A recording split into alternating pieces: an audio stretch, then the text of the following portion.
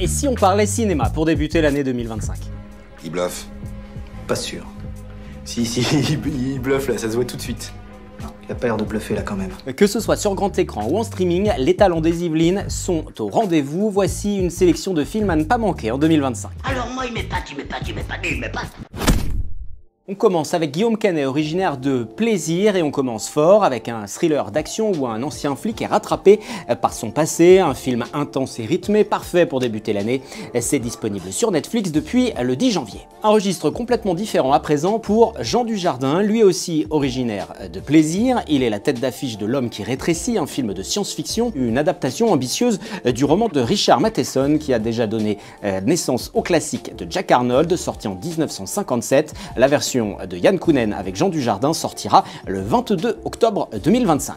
Autre figure 100% yvelinoise du cinéma français, Jamel Debbouze. L'humoriste et acteur trappiste sera à l'affiche de Mercato, un rôle à contre-emploi pour une plongée dans le monde du football. Jamel y incarne un agent de joueur et il a 7 jours pour sauver sa peau avant la fin du Mercato. Le film sortira le 19 février au cinéma.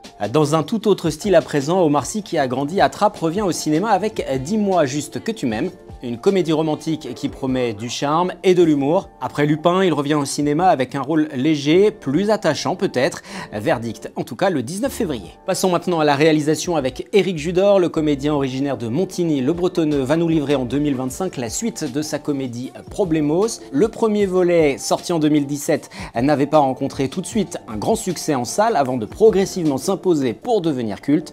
Reste à savoir si l'humour complètement décalé sera toujours au rendez-vous. Et maintenant, mon coup de cœur de cette année, le nouveau film de Michel Gondry. Le réalisateur versaillais du magnifique Eternal Sunshine of the Spotless Mind revient avec un projet américain. Cette fois-ci, il s'agit d'une comédie musicale, sur l'enfance de Pharrell Williams. La sortie est prévue en salle pour le 9 mai. Les talents des Yvelines continuent de faire les belles heures du cinéma français, alors quel sera votre coup de cœur? Dites-le nous en commentaire si vous regardez cette vidéo sur les réseaux sociaux et on se retrouve bientôt pour un prochain Good Tips.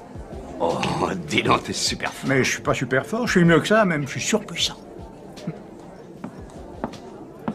Bon, bah lui, il va me prendre la tête.